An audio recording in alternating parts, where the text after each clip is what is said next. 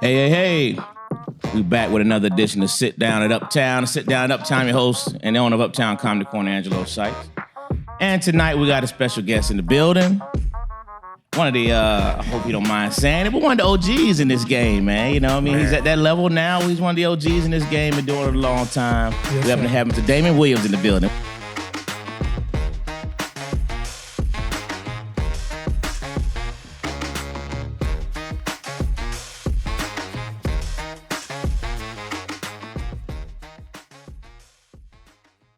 What's up, brother? Thank you, man. And I have to really enjoy the fact that I'm an OG at this point because they won't let me forget every young comic. I got to embrace my OG-ness because they hit me with the, hey, OG, you mind if I get a guest spot? Hey, OG, I ain't got to be OG all the time. I still got a name, little nigga. Right.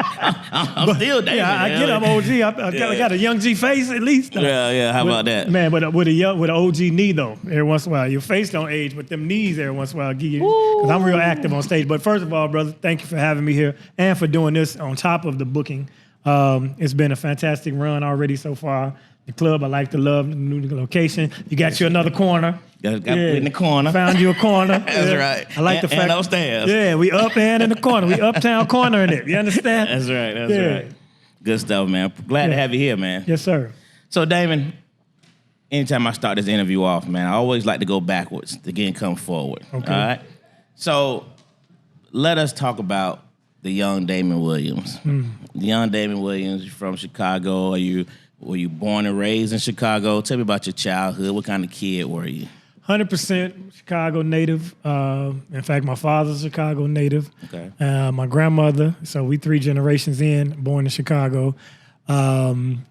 And I came up South Side, did all the stuff you do when you're a South Side Chicago young man, and when you come up in the 80s and the Iran-Contra was being fueled for snowfall, Yeah. How about that? Did a little dirt, but I always had a goal and objective to do better with myself. And so I kind of stumbled into comedy after I was in the game, right? Left the game. Opened a Subway sandwich shop in 1990. I'm 25 years old, downtown Chicago. And nobody had heard of Subway yet. It wasn't even around. Right. So I was the youngest and the first African-American in the franchise at that time. But it didn't work out. But I met some people that were talking about a comedy club down the street from my store, which is All Jokes Aside, legendary comedy club in Chicago. Heard them yapping about, an open mic. And that's how I found All Jokes. And when I went to my first open mic, Dale Givens was the host. Wow. And that's what they saying, the big lip chick from HBO, she hosts. Yeah. That's what I'm like, I'm going, right? Went up, did my thing. But prior to that, man, just a basic first middle class, how middle class, then not so much, then back, So we started out in Inglewood, it's a community, or actually Woodline, which is right adjacent to Inglewood. Okay. In Chicago, South Side, blue collar. And then my mother and my stepdad, who I thought was my daddy. You know how we do that. That's why I'm a Williams. I should be Wilborn. My father's William Wilborn. Okay. We moved from there and went to the Beverly neighborhood, and that's where we had better schools, better communities. Then they broke up, so I had to go back to the the public school. Okay. So I got a taste of both, public and private. But my mom's always had, instilled in me to do better and be better. And to this day, me and my mama, she with me now. I flew her out with me, so. I came up good, you know what I'm saying? But then I strayed, when the old man was gone, then I was the man of the house because my brother went and did a bid. And so that's how I got involved with, some of the street stuff. But it was survival. But I had a plan. So I put myself back in school. I had dropped out, got my little diploma. Then I went and took up medical. I was an EKG tech. I took a class for that, right? I ain't never told nobody this story. So it's called a cardiology technician. So I aced it because I'm paying for it out of my own pocket. I ain't giving shit about school, when it was free and it wasn't on me. But when I'm paying off I'm selling nickel bags and dime bags of weed to pay for it, I was in it, right? Okay. Graduated, get my first assignment at this office, at this doctor's office, a hood clinic, right? And it was one of those Pakistani, Middle Eastern type doctors. And I know that's probably 2 different parts of the world, but brown doctor with the one of them, And he came out, I had my first patient, my first real live patient, and I ain't never told this story. And I'm doing the EKG on it, so you got to put the prongs on, blah, blah, blah. And I'm doing it according to the class, like I was taught, right? And he came back like, "What's the EKG?" I'm like, "I'm still hooking the lady up." Right. "No, you mother, hurry up!" Talking to me crazy, right? So I said, "Okay, he got one more time." Second patient, same stuff, yapping. I went to lunch, never went back. And I wasted all that time. That's the EKG. I spent all that money on that. And I never took another patient because the reception said, "That's how doctors, you have to get used to that because that's how the doctors talk to us." Not me. Not me. Yeah, I can get back on the block, So got a job through a temp agency, worked at City Hall from age like 19 to 25. At 25, I've officially retired to go and open my Subway. So here's the funny part. Before that, Selena Johnson, she lives here. Yeah. Well-known R&B singer. Her father and owned a fishery. It was called Solomon's Fisheries. He had a fish franchise, right? He had about 3 locations. So I wanted to do Harold's. Anybody know Chicago? I wanted to do Harold's, but they weren't taking no new franchises. So tried to get a Solomon's. Took a leave of absence from my job. I'm working at City Hall. Took a leave of absence.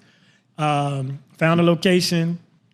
Talked to him about the franchise. When it came time to sign the lease, they said we couldn't do fryers in the building because the insurance didn't cover it. So I had to go back to work. So I went back to work. Fast forward 9 months later, I found Subway.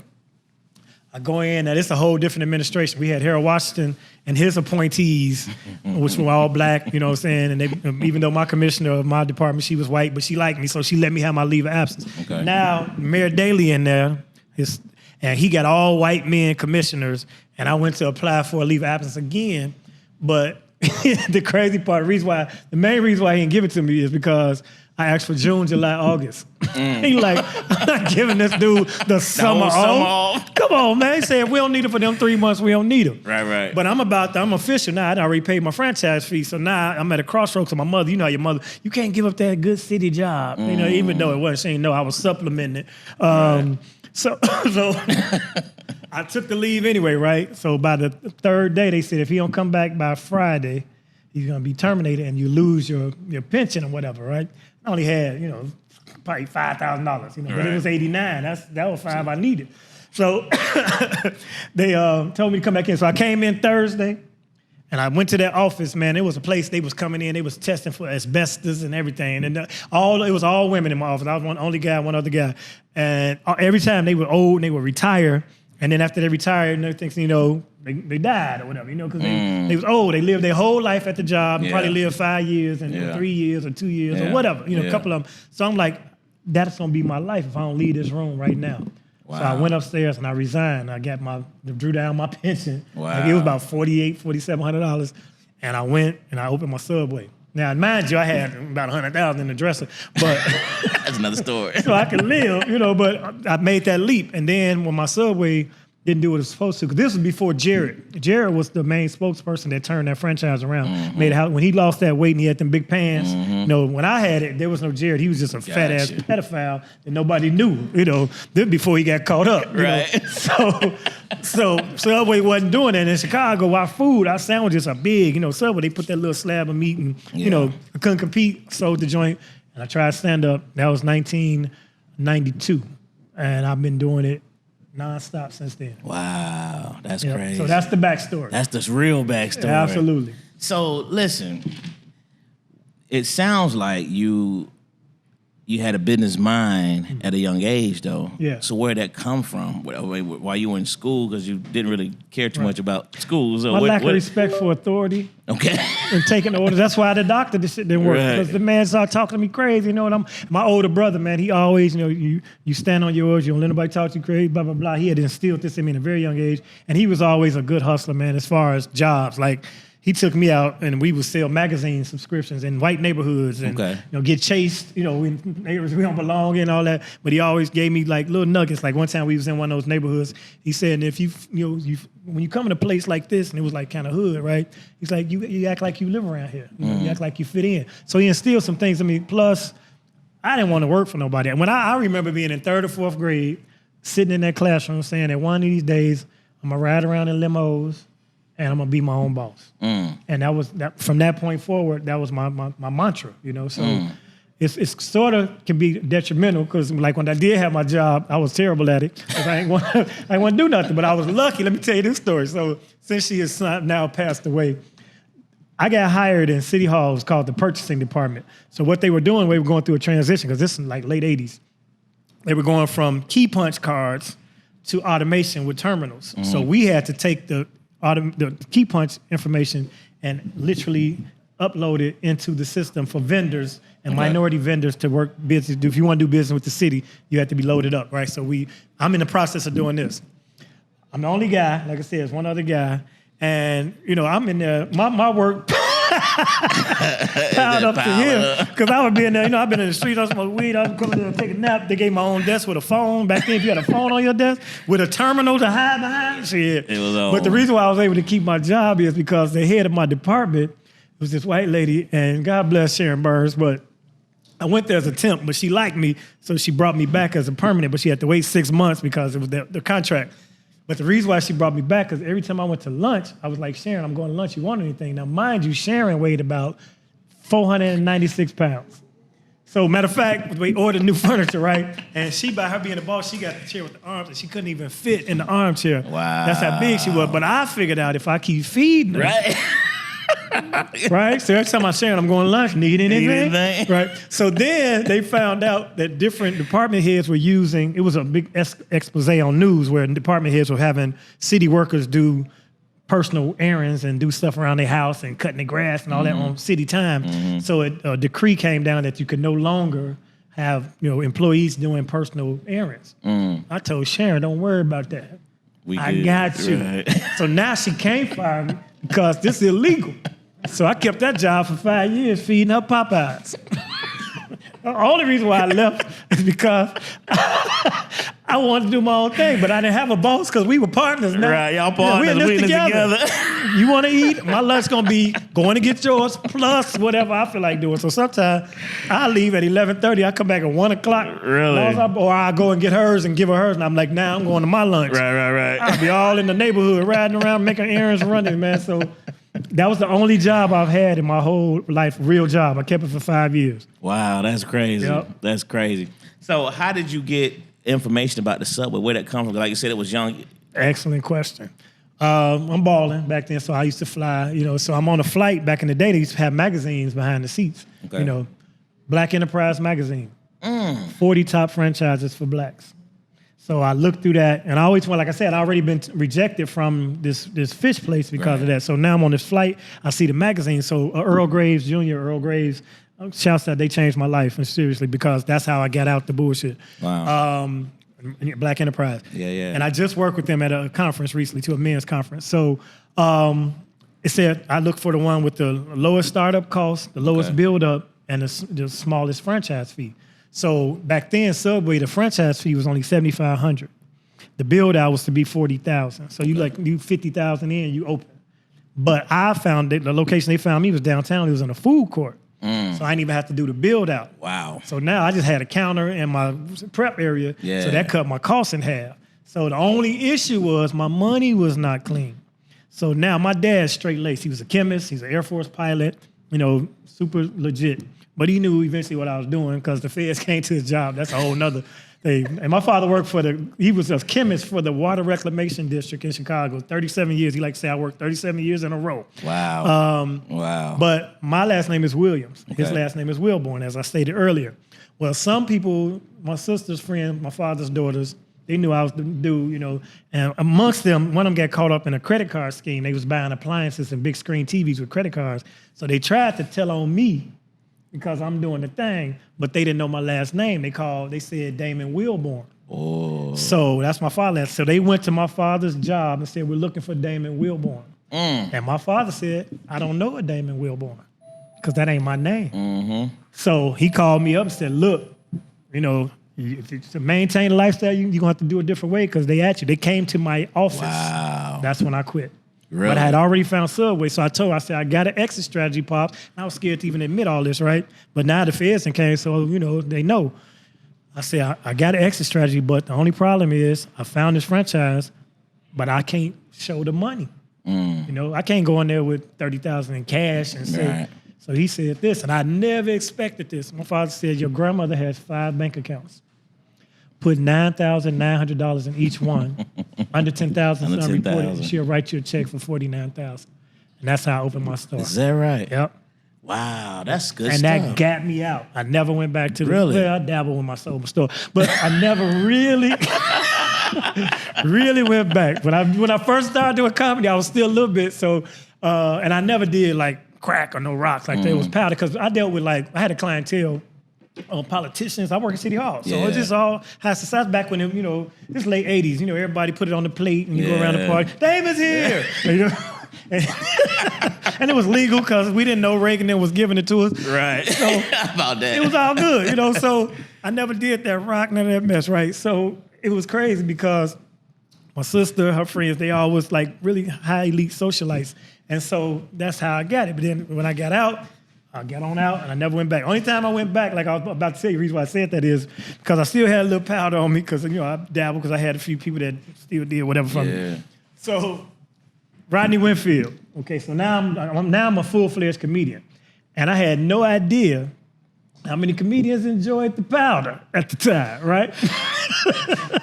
So Rodney Winfield, who I love to this day, man, may he rest in peace. His funeral was hilarious. He had the greatest funeral of all time. I promise you, it should have been recorded. They had a mic. Yeah. Man, Kenny Howe, man. Anyway, it was crazy. So Rodney, George Wilborn is my first cousin. Okay. I was going to ask you, I heard the name. Wilborn, right? Yeah, but I never met him until the first time I did stand-up. Is that right? So all jokes aside was the big place. They had a little open mic place called Close Up Piano Bar. So before I want to do all jokes, I snuck off and let me try it over here on the low side. Just so happened George in there, and he had just went up.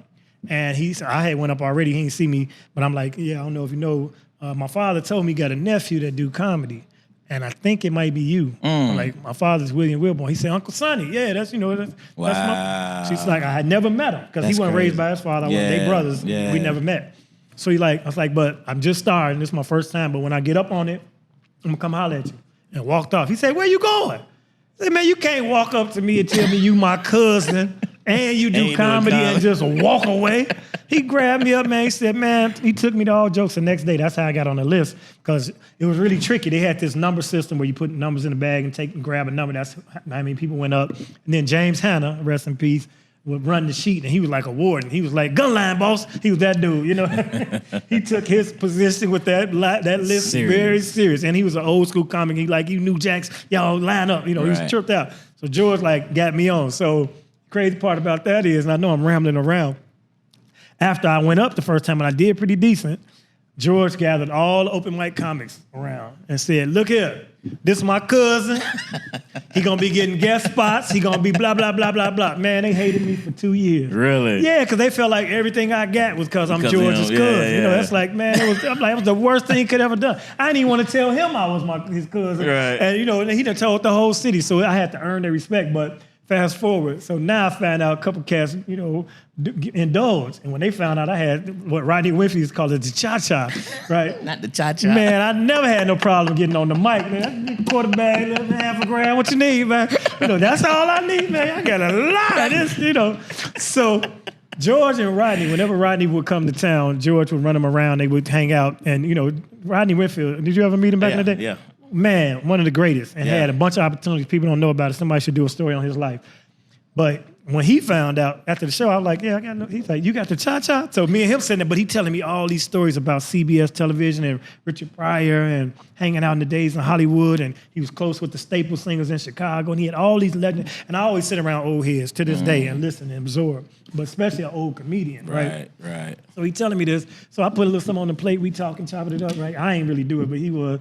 And George came in and saw us doing it, right? He's like, what the hell is this? And George said, Rodney looked at George and said, George, Damon is my new best friend. Fuck you, George. Hey, I can see him doing it easy, too. He's got the cha-cha. He's got the cha-cha. He just stepped up. Yeah, so that's one of the greatest stories. So being it all jokes aside, there's a very great documentary called A Funny Business, a Black Comedy, and it's funny spelled PH. It's about all the legends that came through all jokes, like George Wallace, who normally pop up when I'm in town. I think he out of town. But you go like Bernie, of course. Adele was the open mic host. That's why I work with Chris Rock. I hosted Chris Rock's weekend before he did, I think it was Bigger and Blacker. Whatever special was, the one where he said, I ain't saying OJ should have killed her, but I understand. He worked it out at all jokes. So comics would come there. And I drove him around in my ex-wife's Corsica, me and Chris Rock, and Chevy Corsica looking for clubs to go to. And I took him to like 2 or 3. It was a weeknight, Thursday. Couldn't find nothing cracking. He like, man, take me back. He said, if my girl knew I was out and these are the motherfuckers I'm around, he's like, she'd be mad about that more than if I cheated. Right. So, but I had that experience, man. I met Chappelle there the first time. They had a festival. Chappelle came through. So I met Bruce. So everybody was legendary. My first time ever doing stand-up in Atlanta was Uptown Comedy Corner, the original space. Yeah. I had done Comic View the first time.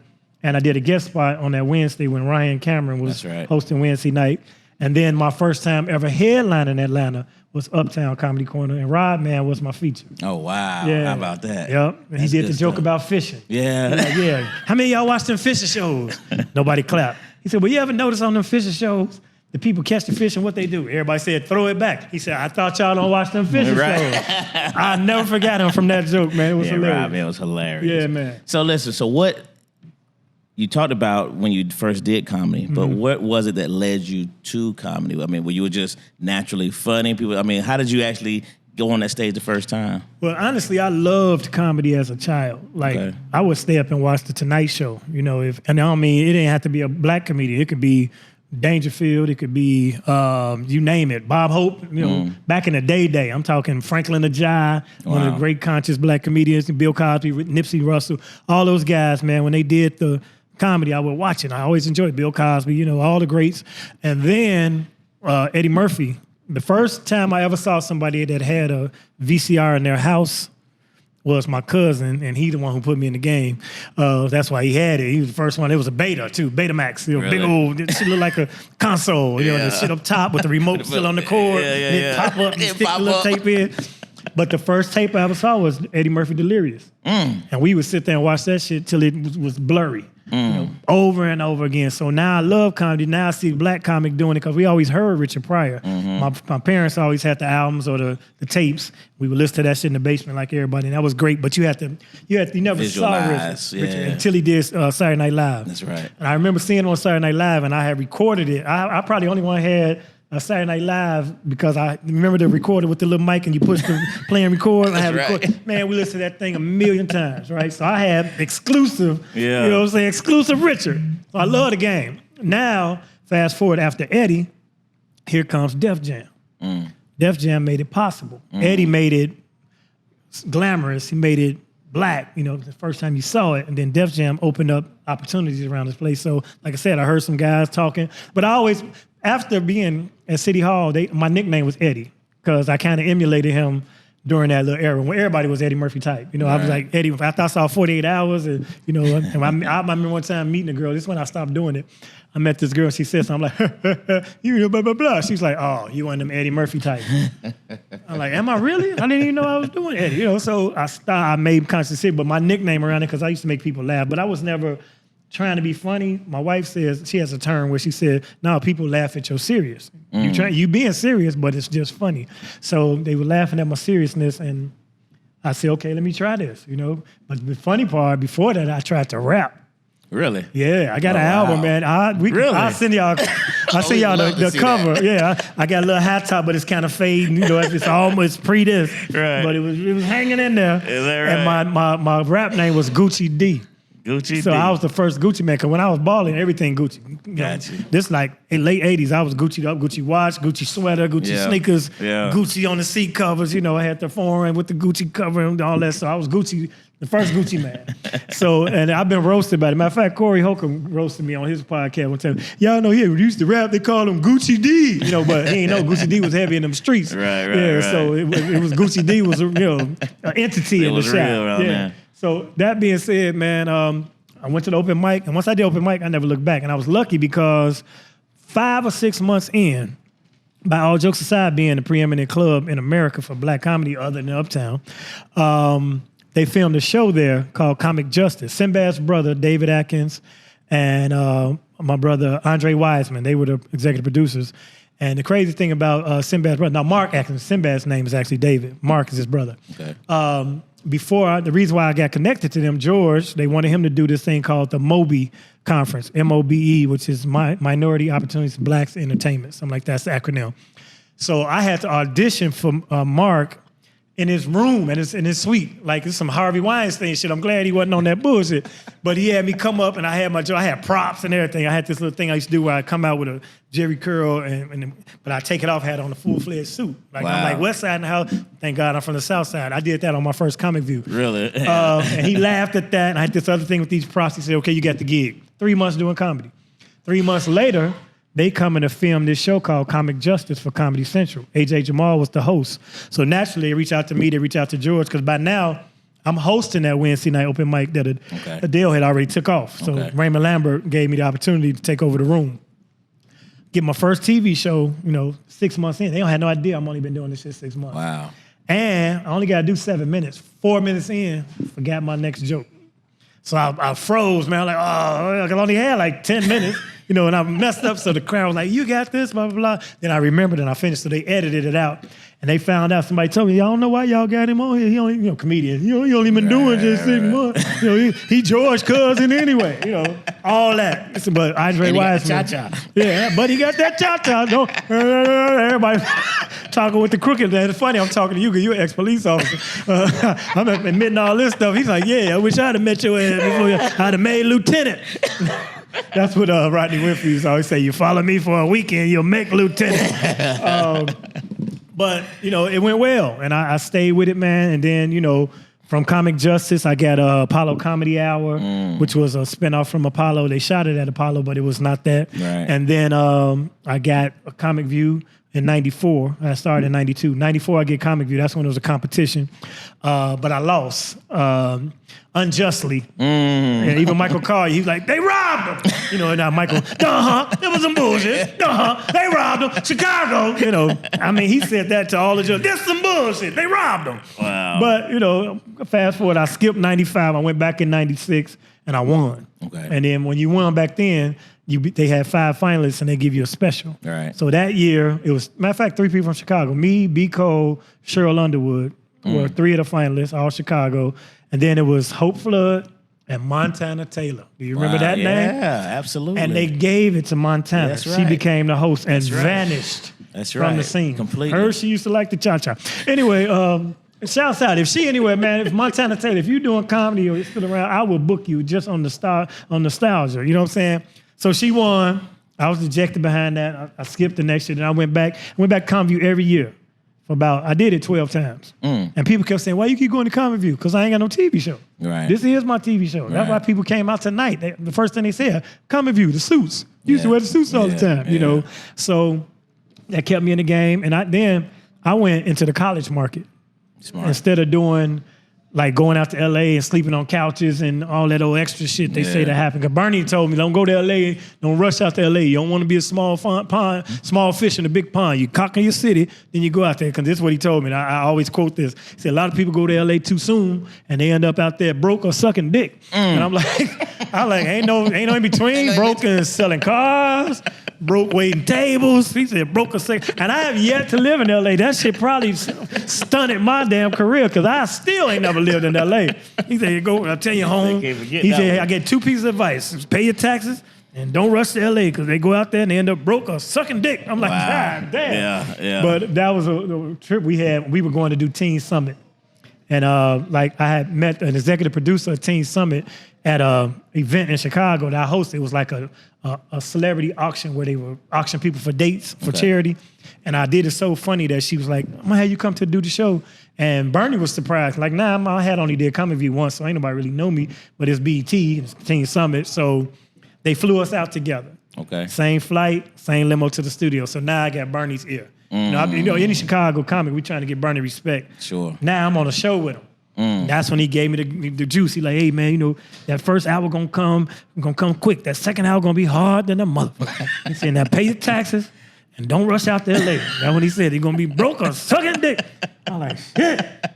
I'm glad we going to D.C. Right. And so we was flying, and that's back then. U.S. Airways was the airline, and they had just had 1 or 2 crashes in the recent history. He said, first of all, they flying us out on U.S. Scare. And they put us in first class together. And that's the first time I had a real decent conversation with Bernie. May he rest in peace. Always be long live the king. 100%. Yep. 100%. Wow, that's good stuff right there, man. Got a lot of stories, man. A lot of history. Because all jokes aside, gave me access to a lot of people. And I was like a student of the game already. So I'm watching, I sit there and watch the masters, man, watch them work. Steve Harvey, when he first came. Matter of fact, Steven said, me and George Wilborn birthday, I'm the 9th, he the 8th. And R. Kelly is January 8th. We all January, we Capricorns. Deion Cole, same day as mine. So I'm hosting open mic. It just so happened that our birthday, the 9th, fell on a Wednesday on my night. So it was just going to be me and Deion celebrating. George was going to come through. But Steve Harvey was doing the morning show there. And George and Steve was real tight. So Steve heard it was George Wilborn's birthday because he didn't really know me. He said, I heard it's George Wilborn's birthday. Said it on the radio. I'm going all jokes aside tonight for Wednesday night. It's George Wilborn's birthday. It was only $5 to get in. Right. It used to be $1 before 7 because we just trying to get people. It was Apollo night. Wasn't even open, it was Apollo night. Man, it was so many people in that damn thing. And then Sid happened to be in town, right? So Sid, the show was Sid, Steve, me, George, Tony Schofield, his birthday January 23rd, so he would celebrate with us, Deion Cole and myself. We got this iconic picture of all us on stage at the end of it. And that night, crazy part was, and this one R. Kelly was the 12 play album. That guy, Couldn't get in. For real? Too crowded. And he had an entourage. We were over the fire marshal. They wouldn't let R. So that made it, man, you need to go to Damon's show. I heard R. Kelly couldn't get in.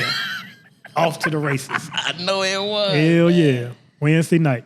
So how did it lead to like the Tom Joyner morning show? How did that come about? Tom really cut his teeth in Chicago. Tom was on radio in Chicago when I was in kindergarten. AM radio. So Tom, when he started fly jocking, he would come Chicago and Dallas. That's right. But he was the man in Chicago. Yeah. So he would do the Sky shows, and now George is on the radio. George Wilborn, my cousin, he on V103 Chicago.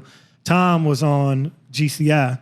But now I got access to radio events. So we go to them Sky shows, I just wanted to get on. I just wanted, because they were broadcasted live and the whole world would hear me on the show, but I never got on. But I always be there. And Tom would notice, I heard about you, funny little dude. I'm 3 seasons on Comic View by now. Right. So at least he know who I am. Fast forward, Atlanta. Matter of fact, it's the reason why I got Tom doing the morning show.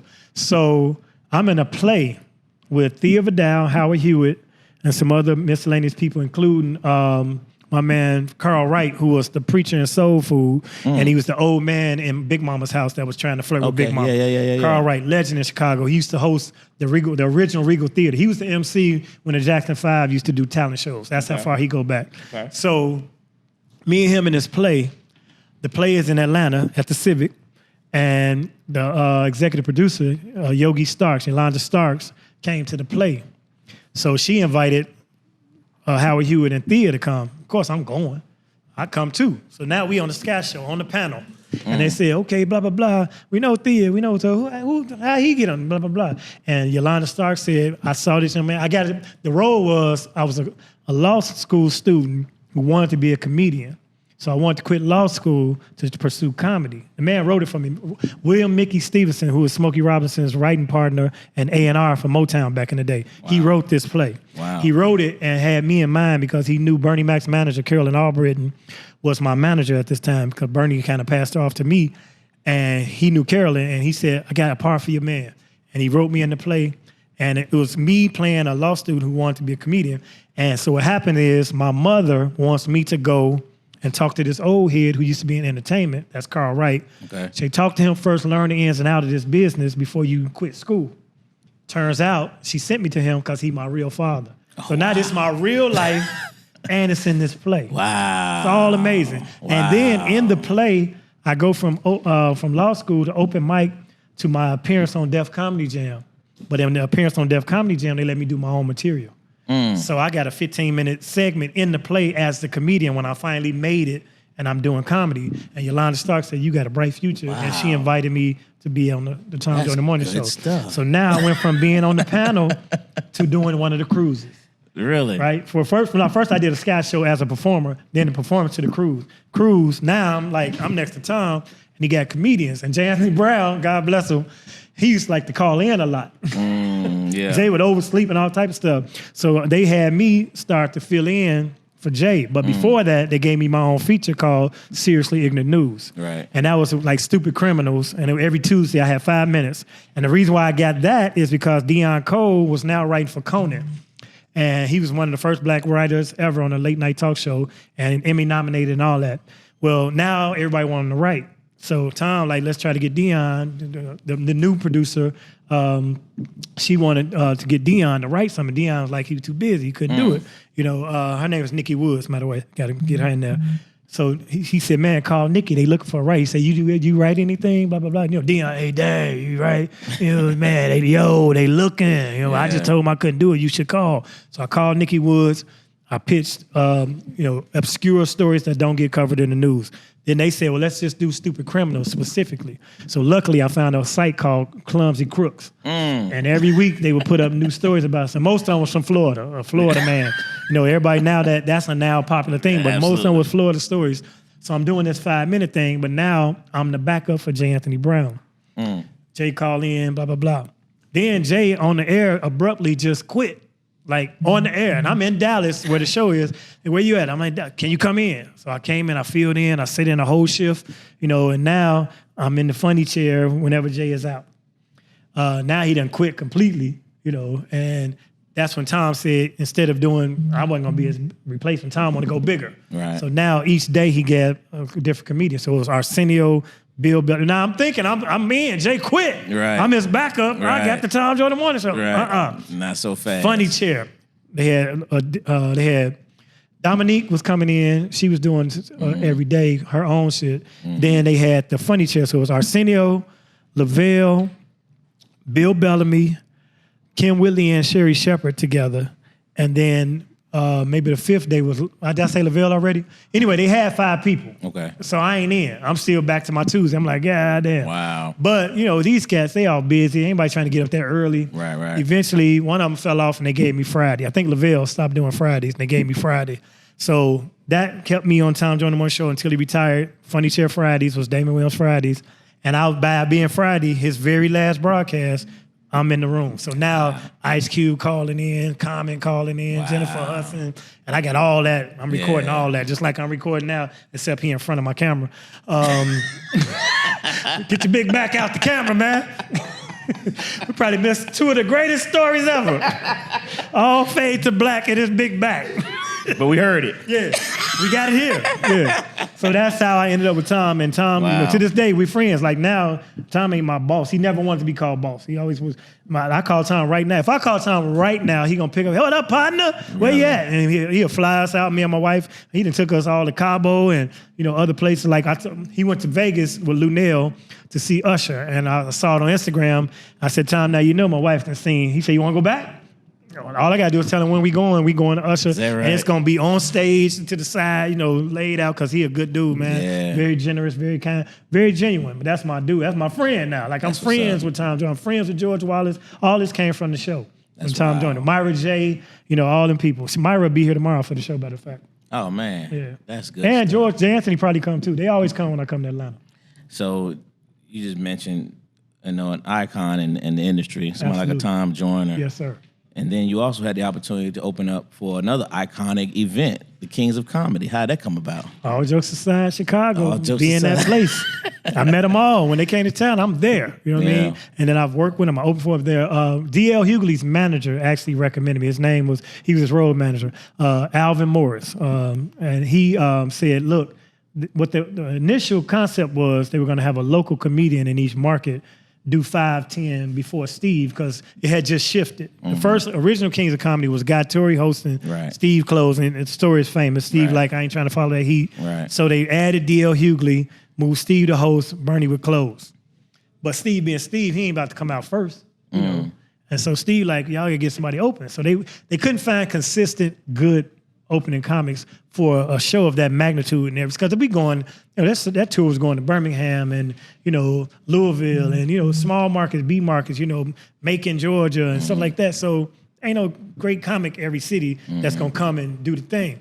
Now, secondly, they wore them suits back then. Right. I'm already known for the suits. Right. So I fit in. But what they did was Walter Latham gave me the shot in Detroit. He said, I'm gonna let you do Detroit. It's 2 shows at the Joe Louis Arena.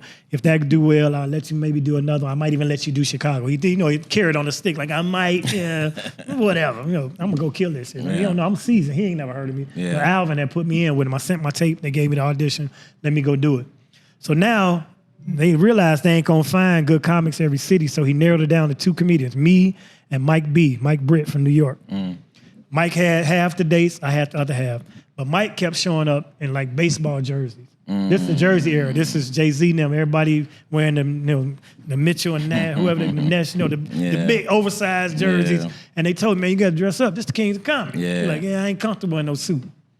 Showed up one more time in that jersey, and they told him, stay home after that. Wow. So Walter said, you got the rest of the tour. And this was right before New York, and he was a New York comic, and we did Madison Square Garden, the arena, not the theater at the Garden, the arena. And unfortunately for that brother, who's a good brother, funny, talented dude, he was in the seats. He was watching the show, right? And I was like, man, so now I'm on the whole tour. And then the other part was, I knew how to defer to headliners. Okay. So if I told a joke and in that set later, if one of the Kings said, well, like Damon said earlier, blah, blah, blah, I took it out of my set. I kept doing that. I would edit myself. Because I'm a headliner. I just ain't a king. I'm in the game. This is 2000. I've been in the game since 92. Right. So I'm seasoned. Right. But I got a 7-minute countdown clock in the beginning and after an admission, another 7 minutes. But Steve being Steve, like, look, I want to gauge the room. So I know they got you on the clock. But damn that clock. If I ain't standing there, that means I ain't ready. You stay up there. So that was our agreement. Okay. So in the major markets, LA, New York, Chicago, Atlanta, we did the Phillips 4 times. Steve ain't coming out until they seated. Right. So now I went from 7 to 10, 7 to 12, 7 to 15 minutes set. In the Forum LA, I did 22 minutes in the beginning because Steve went out there. It got to the point where I'm looking, he ain't there. So now I got to do crowd work, because I don't want to get into a bit and he pop up. And I had one of my best sets doing crowd work at the Forum. So it was great, man. And then, the access I had to those guys on that tour, because early on, like I said, I wasn't in the budget for a limo. They took care of my room. They didn't take care of my flights. I didn't get $500 a show, as was reported on some anonymous site. I worked my deal, and they offered me Walter offered me a holding deal for entertainment beyond the tour. I didn't take it because it was bogus, but I felt it was bogus. He had good intentions, but I didn't feel like it made sense at the time. Okay. So, because it would have locked me in for my career for about 2 more years, anything I got. And I'm like, I'm on the Kings. Somebody could walk up to me. Still, Spielberg might be in L.A. I ain't finna sign nobody's lockdown, So I didn't, and that's why I'm not in the movie, to be honest. That's why I never made the film, because I think he felt like I rejected his offer and he wasn't gonna put me in the movie, which would have made me a bigger star when he didn't lock me in.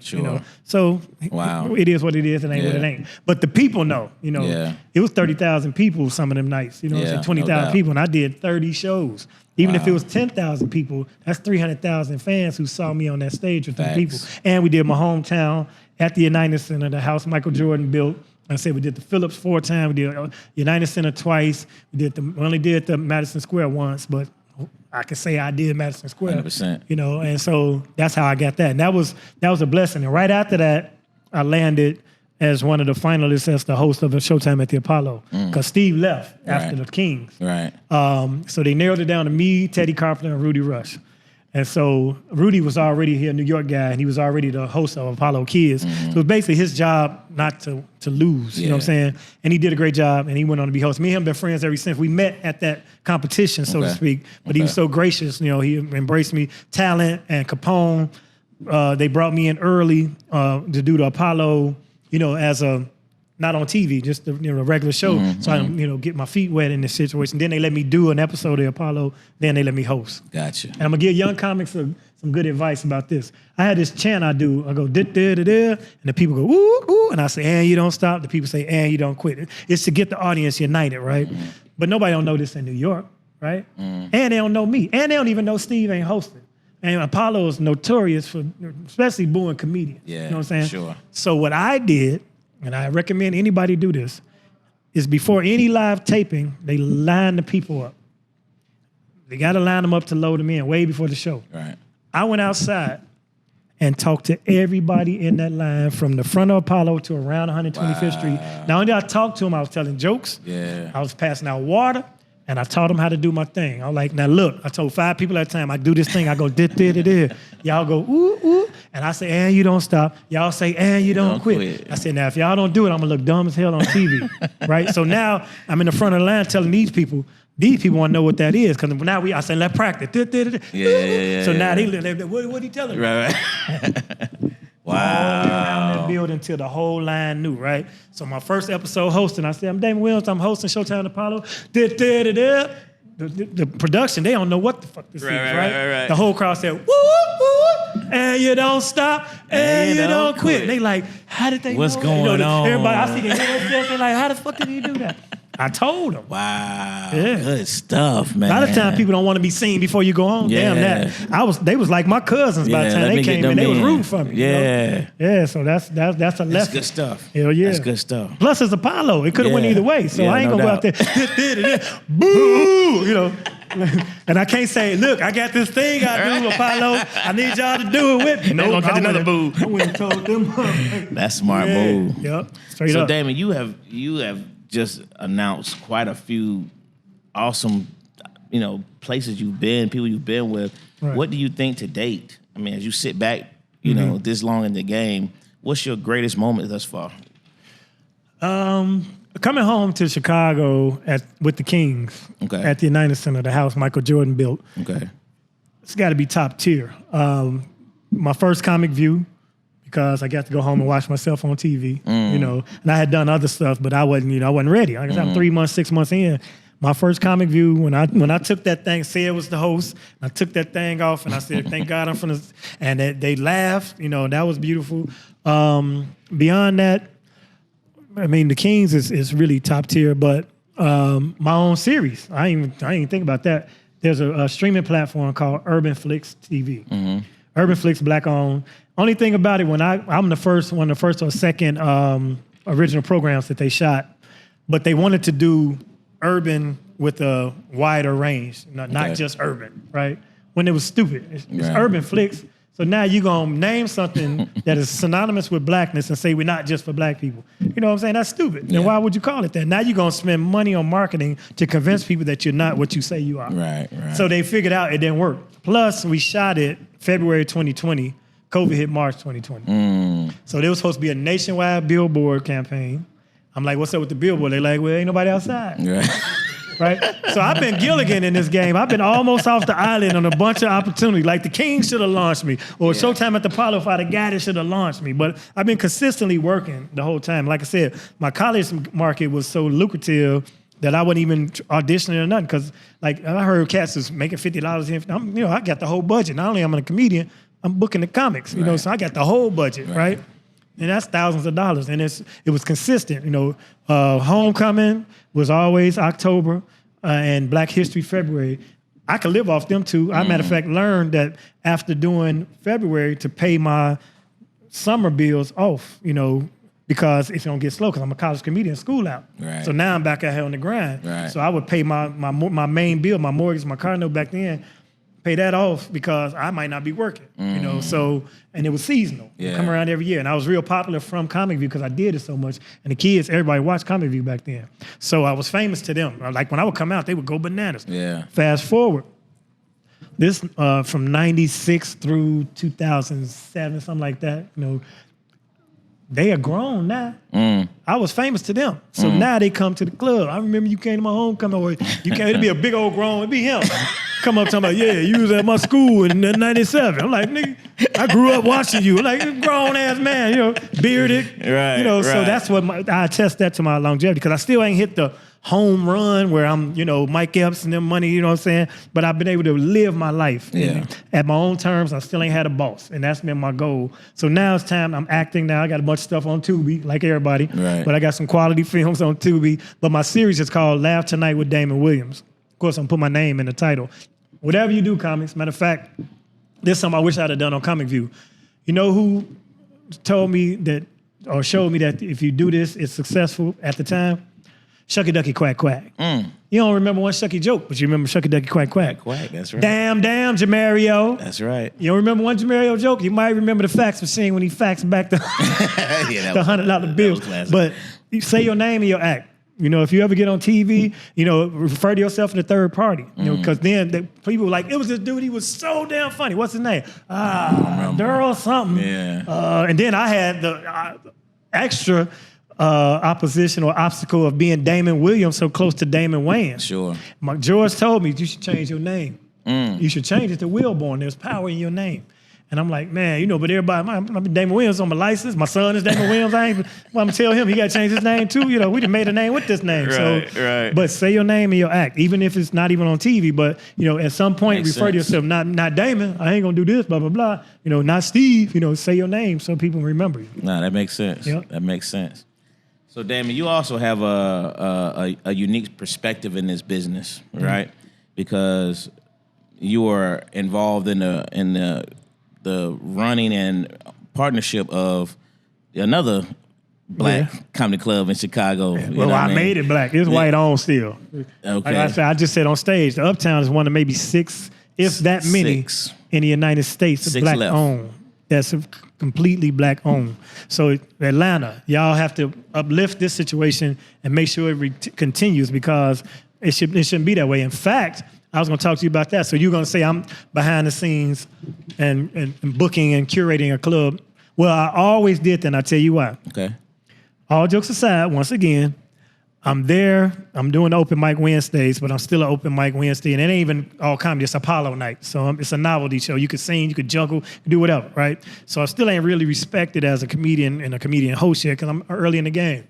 So I always used to go to the shows after the Bulls game. I had season tickets. You know, all of Mike's career had season tickets because, you know, I'm balling. Right. So I go from the game, I go to the late show, all jokes, sit back there, and that's how I met everybody. I bring my video camera and all that. So one time I'm coming from a game, whoever the feature was had a car accident on his way in town.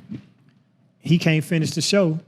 Raymond Lambert said, if you go, I'm going to let you go up because dude ain't going to make it. You know, George like, let my cousin go. And he's like, he ain't ready. You know, it's a weekend. This ain't no regular all joke. All jokes side was, you know, the 85 Bears, Otis Wilson and all them in there. The Bulls is all there. You know, all the, you know, when Mary J. Blige come to town, she there. You know, Bernie would be there. You know, it's bananas. Super. Watch the documentary.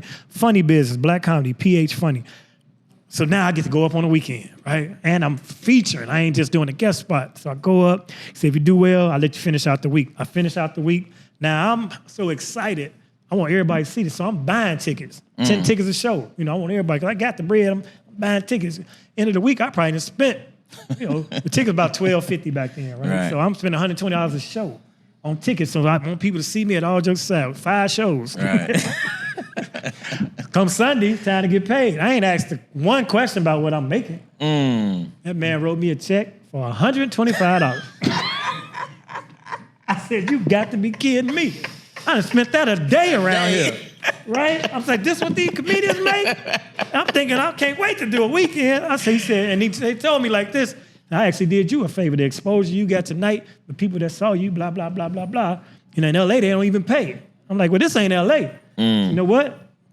I went and started my own room. I was like, I need to be on this side of the game because I'm an entrepreneur.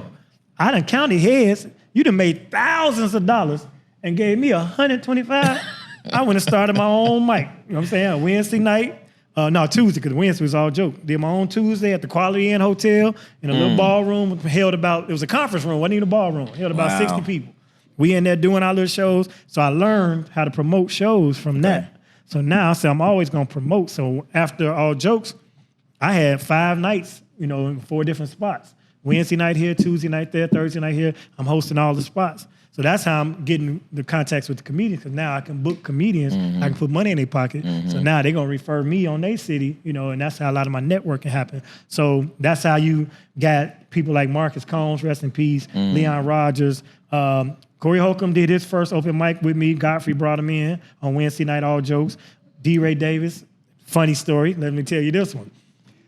D-Ray, first of all, he worked with my best friend's wife at the phone company. He was a 411 information operator. Okay. But he always cracking jokes, even with the callers. And they like, you can't be cracking jokes, you know. So she was like, would you please let this dude, because he think he's funny, I'm gonna bring him to the comedy club. My best friend, I'm his Uncle Rail, who is a comedian now, he wasn't at the time. He introduced me to D-Ray, right? So I'm gonna let him go up.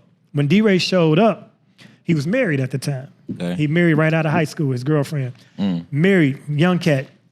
His wife's best friend, a young lady, came with him, right? She is now my wife. Get out of here. That's how I met her. Wow. Way back then. I was with my first wife. We weren't married yet, but I was with my first wife when I met Juanita, who is my wife now, because D-Ray came to open mic. That's how I met her. Yep. That's crazy. Yep. And that's when he did his first thing, and he never stopped. That dude was very persistent. And so after he started making a little name for himself, in fact, he tells the story whenever he brings me up. His name is not D-Ray. It's DeRay. It's D-E-R-A-Y. But when he signed the open mic at the joint, he put D-Ray, and the E was little. I thought it was a period. So I thought it was D-Ray. So I brought him up to D-Ray, right? And after he said, he like, hey, man, my name ain't D-Ray. It's D-Ray, right? Because D-Ray thought he was a little tough dude, right? It's D-Ray, right? Get it right. It's D-Ray. But after, he did well and people started calling him D-Ray, right? I call him, this one people still had, like, voicemails at the house and shit. Yeah, imagine that. I called the crib, right? Yeah, this is D-Ray, blah, blah, blah. You call. And I left him, I like, oh, you D-Ray now. You D-Ray. Yeah. So to this day, he been D-Ray Davis. Oh, that's crazy story. Yep, it's crazy. Well, you did get some jewels tonight, man. Got a bunch of them, man. So D-Ray did his first joint with me. A lot of people, man, and I took them all to Comic View. Matter of fact, all the cats from that year, 97, 98, 99. Because matter of fact, the LA Comics was kind of striking, and it came here. But when I got on, after I won my special, me and B. Cole, I decided to do a mass taping so everybody could get on, as opposed to sending individual tape. They might not see everybody. So we would tape 30 comics and send the tape in, and they would pick. And one year they picked 26. We came to Atlanta, it was so many Ricky Smiley season. He said, this next comedian, everybody from Chicago. You could tell, like the LA season and the Atlanta season, because of those tapes we brought in. So we kind of opened the doors for a bunch of, everybody got on. The dude who did our flyers got on that year. I swear, his name was Dre. Everybody got on because they was having a shortage because wasn't too many comics in LA, because that's when they was still trying to underpay us. And then we all had a little strike, and then they made it union scale. But before that, they give you $150, no hotel, no flight. No nothing. Man, but I was happy to be on. In 94, I did it for $150. Right. When I won my special, I think they gave me $500 for the special. Wow. Yeah, and that shit's still on Amazon right now. Wow. Yeah. That's crazy. DL sued him though. He got his residuals. Yeah, because he hosted all of them, so that's a different deal. Gotcha. As opposed to being a one-time episode. Gotcha. Yep. Gotcha. You mentioned something, and I kind of want you to expound a little bit on it, because you were the first out of all the interviews we've had that actually understood or knew how few black-owned comedy clubs that they are in the entire country. In existence. And naturally, because I'm in the midst of that. Absolutely.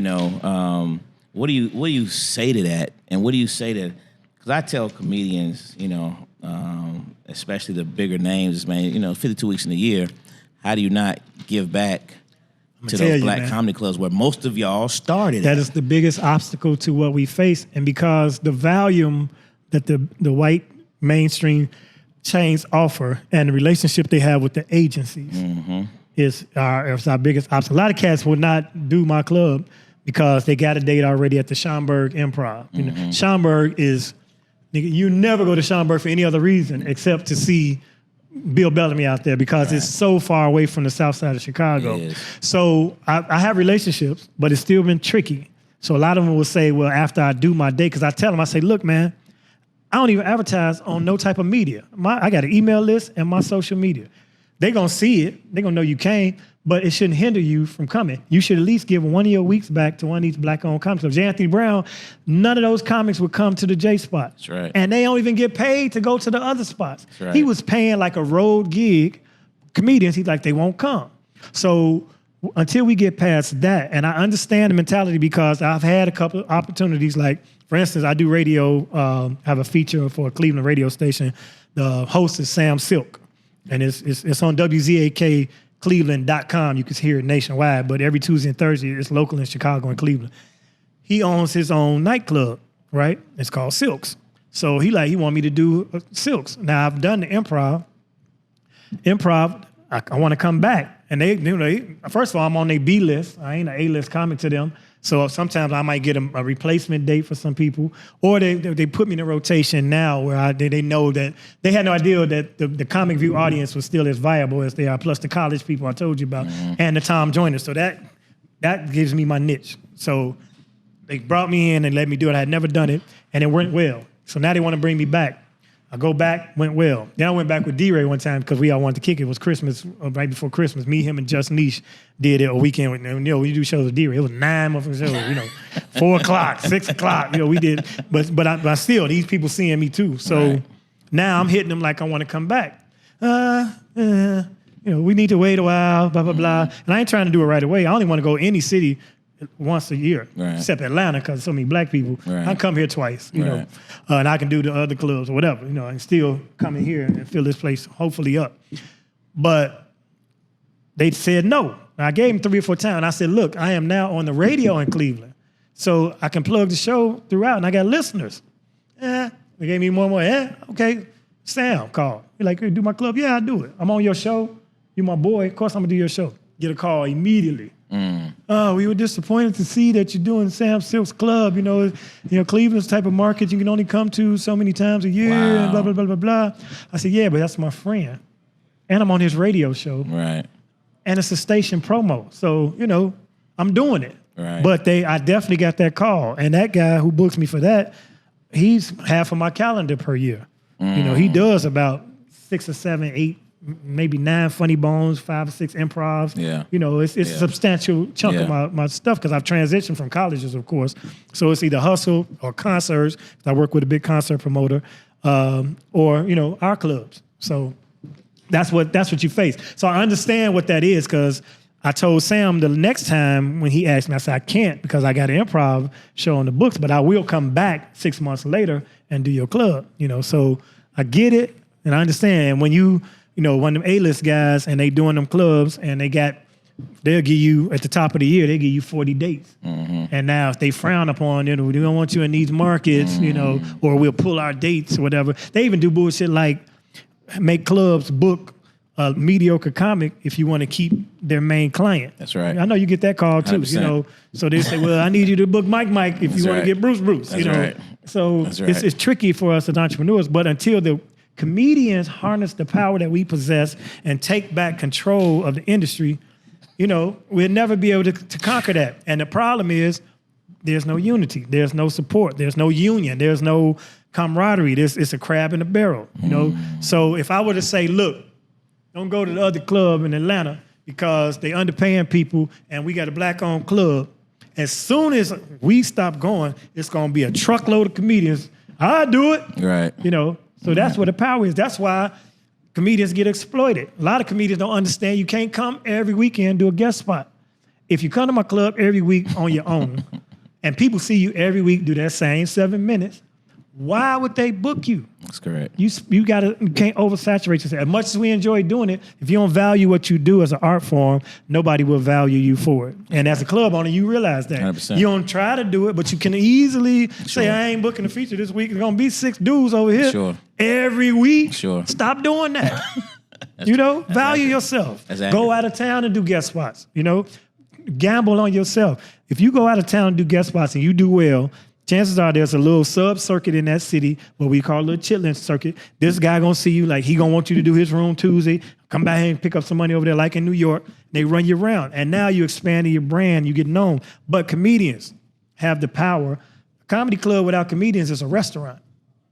Simple as that. So if the comedians say, look, we're going to do these 6 black comedy clubs because we have the power. And it used to be you were scared to do this, comics, A-listers, because we just got in. They wasn't letting us in. But now they relying on us. Any roster you look at it, any mainstream comedy club is 80% black comedians. 100%. Around the country. I don't 100%. Care if you're in Albuquerque. I don't care if you're in Arizona. I don't 100%. Care if you're in wherever you go. Black comedy is keeping these places open. 100%. So we owe it upon ourselves, and I'm going to try to spearhead this since we're having this conversation, and I run a club, to say, look, man, it ain't going to hurt y'all to hit these 6 clubs once a year. That's correct. It don't even take all of y'all because there's only 6 of them. It takes 6 of y'all, so y'all could do it every 3 years. That's correct. For the 18 top comedians, y'all could take 6 dates and give it to these black comedy You would clubs. change the entire dynamic of those clubs. Exactly. You'll save them. And everything you're saying they can't do, all of a sudden they can do because you're the ones who are providing all this. You are. We got the power right now. You got to harness it. Man, Yep. you said a mouthful, Damon. So that being said, Damon, man. listen, man, I gotta, you about to go slam another show, man. Yeah, and, man. And I show appreciate the time. But before we close out, man, I got a top 5. We do a top 5 at the end of every show. Okay. Right? I ain't gonna hit you with top 5 comedians. We don't even want to talk about that. Man, them lists. Yeah. I got a top 5 for you. You watch a lot of TV? I watch enough. Used to? Yeah. What's your top 5 Chicago shows? Chicago based or Chicago shows? Chicago based Right. shows. Number 1, Talk to me. Good Times. Boom. Gotta do Good Times. Thank you, sir. Ain't nothing else after that, matter of fact. There's other shows that was based there, but I don't even know them. But Right. Good Times, Cabrini Numero uno. Green Projects. That's right. Now we got Chicago Fire, Chicago Med, Chicago PD. They're all based in Chicago. Got a lot of films that are Chicago. Cooley High was Chicago.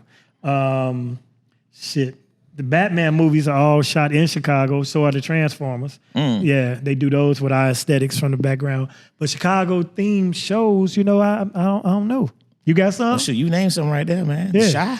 Yeah. How about the Well, Shy? the Shy, I of like course. Shy. The Shy, my stepdaughter actually is a script supervisor. She's a writer, brilliant writer for that show, Christiana Colon. For the Shy, I still been trying to get on the Shy. In fact, another story. I know Common, we call him Rashid from the crib. When it first came out, I hit his manager, hey man, get on this, it's Chicago. I'm Chicago. I'm the only one ain't left. All the other cats gone. Anybody Chicago, I should be on this show. So you definitely right. So he had me come in, but look what he called me in for. To do Common's part. The part Common was gonna be in. Yeah. Because Common's schedule was too busy. He thought he wasn't gonna be able to shoot the shit. I went in for audition. I got a call back. Now he was a Muslim. I came in with my Muslim guard, because my brother Muslim, borrowed his kufi and his white. I pretty much had the role. They might have been looking at somebody else. Common's schedule cleared up. He did it. Now, they ain't going to pick between me and Common on Common's show. Is he executive producer? Yeah. Gilligan, man. Every time I get right off that island, man, I'm back to peddling and eating coconuts, man. So it's coming, though. It's coming, man. It's slow but steady. Man, no doubt about it, brother. Yeah, You but Good earned Times, it, man. Number 1. But it was other shows that was based in Chicago. I think One Day at a Time might have been, that's an old white show, might have been based in Chicago. Good show. I used to watch that too. But a lot of shows based in Chicago, based about Chicago. Well, you said Good Times, so we can stop right it's there. Over man. with. Yeah, I mean, it's over with. Power with Tommy, that season is in Chicago. That's right. That's right. So it's a lot of production going on in Chicago right now. It's good stuff, man. But Damon, we appreciate your time, man. We're gonna let you get out of here, man. So I don't feel like talking no more. I don't know what this finna do. Told you we should have did it yesterday when there wasn't that many people. I got to go out here and say more words. More words, man. Hey, Uptown Comedy Corner, the original place where I cut my teeth in Atlanta. I appreciate this club. I will always do this club. You can put that on the record. I don't care if I become Eddie Murphy style. I'm coming back to Uptown. I need Kevin Hart in here. Who else ain't been that you need? The big ones. Shoot, Sid. Oh, I need Sid definitely back in here. I need Steve. Yeah, Steve ain't doing stand-up. He retired, but he can pop in. You know what I mean? DL, come on back. DL, yeah. He did. All them cats, man. Come on in here. How many seats? 225. That's enough. You can make your money. Just jack the price. Absolutely. We're going to get Sherry Shepherd in here. Absolutely. Kim Whitley coming in here. Yeah. I'm going to talk to all my people, man. Make sure that we make this place thrive. George Wallace. Deion Cole. D-Ray. All of them. Yeah, we get all of them. Time every 2-3 years you can do this club, man. All right. That's it. Hey, it's another edition of the Sit Down at Uptown with man Damon Williams. About to be a lay down. And we appreciate y'all. We out.